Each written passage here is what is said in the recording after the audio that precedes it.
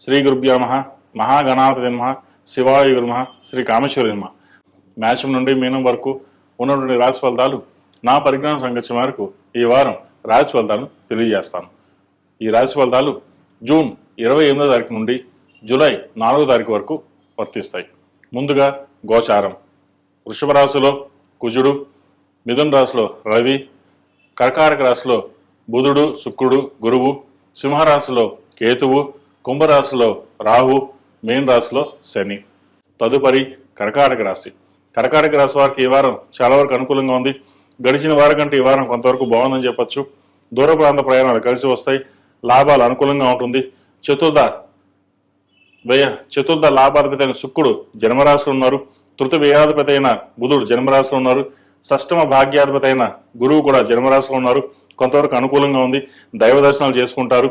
దూర ప్రాంత ప్రయాణాలు కలిసి వస్తుంది. వ్యాపార పరంగా మీరు తీసుకున్న నిర్ణయాలు ఏవైతే ఉన్నాయో అవి కలుసుబోడుతనంగా ఉంటుంది. నూతన వ్యాపారం కావచ్చు, అదేవిధంగా నూతన ఉద్యోగ ప్రయత్నాలు ఏవైతే ఉన్నాయో కలుసుబోడుతనంగా ఉంటుంది. సప్తమ అష్టమాధిపతి అయిన శని భాగ్యస్థానంలో బలంగా ఉన్నారు. ఎక్కడికి వెళ్ళినా సరే పని అవదు అనుకున్న పని నిదానంగా అయినా సరే అది పూర్తి చేస్తారు. ఏదైనా మనం పని పూర్తి చేయాలి, అయితే కానీ మనం ముందుకు వెళ్ళకూడదు అన్న ఆలోచన ఉంటుంది. సంతానం సంబంధించిన విషయాలు అనుకూలంగా ఉంది. అదేవిధంగా వివాహ సంబంధించిన విషయాలు, పునర్వివాహ సంబంధించిన విషయాలు ఏవైతే ఉన్నాయో అవి ఈ వారం కొలిక్కి వస్తాయి.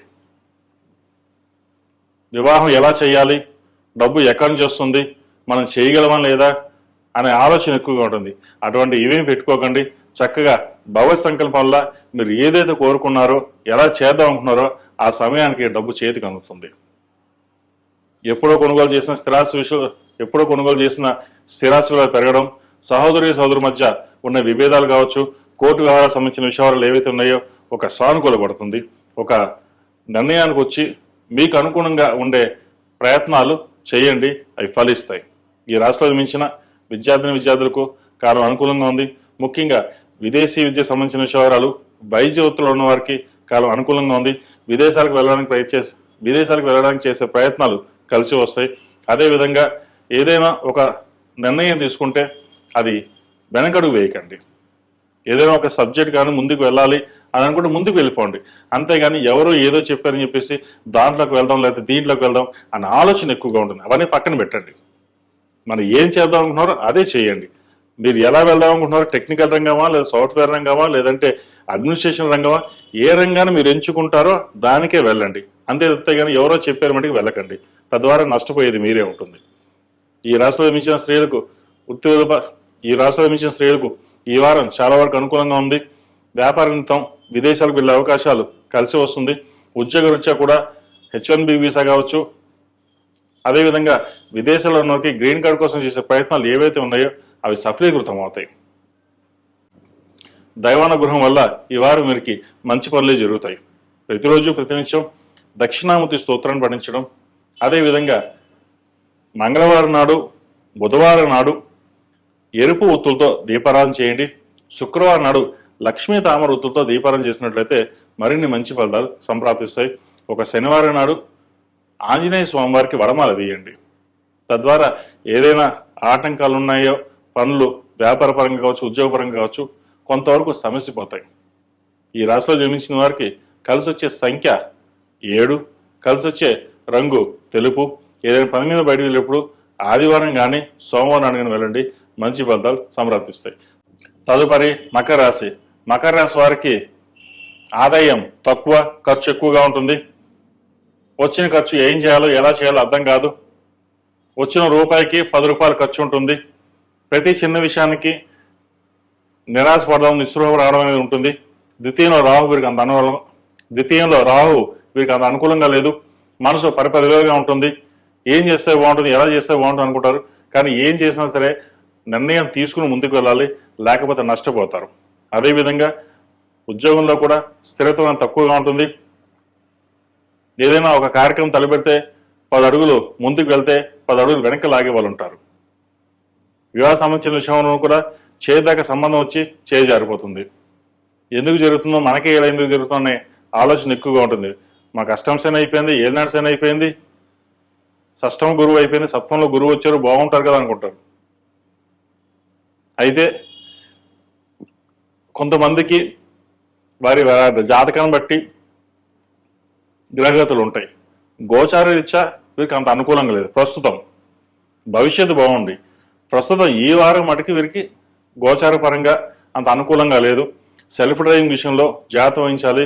చిన్న చిన్న ఇబ్బందులు ఉండే అవకాశం గోచరిస్తుంది. అదేవిధంగా ఆరోగ్యపరంగా కూడా చిన్న చిన్న సర్జరీలు ఉండే అవకాశం లేకపోలేదు. ఆరోగ్యం పట్ల మెలకువ అవసరం.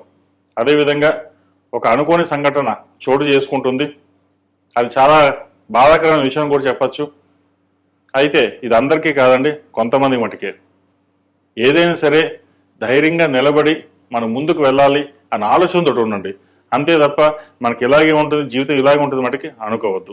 భవిష్యత్తు బాగుంది. ఈ రాష్ట్రంలో జన్మించిన విద్యార్థులకు చెప్పుకోదగ్గ స్థాయిలో ఎటువంటి ఇబ్బందులు లేవు. ఈ వారం వారికి అనుకూలంగా ఉంది. అదేవిధంగా ఈ రాష్ట్రంలో జన్మించిన స్త్రీలకు వృత్తి ఉద్యోగాల పరంగా, వ్యాపార పరంగా కొంతవరకు సానుకూలంగా ఉంటుంది. నూతన ప్రయత్నాలు చేస్తారు. క్రెడిట్ కార్డులకి దూరంగా ఉండడం, ఆదాయానికి మించిన ఖర్చు ఎక్కువ ఉండే అవకాశం గోచరిస్తుంది. వాటి విషయంలో జాగ్రత్త వహించాలి. సోదరులతోటి విభేదాలు రాకుండా చూసుకోవాలి. స్థిరాస్తులకు సంబంధించిన విషయవరాలు, కోర్టు సంబంధించిన విషయవరాలు కాస్త చికాకు పడుతుంది. ఏది ఏమైనప్పటికీ ఉద్యోగరీత్యా కొంతవరకు బాగున్నాం, ఉద్యోగాన్ని చేసుకుని వెళ్దాం అనే ఆలోచనతోటి ఉంటారు. అదేవిధంగా ముందుకు వెళ్ళండి.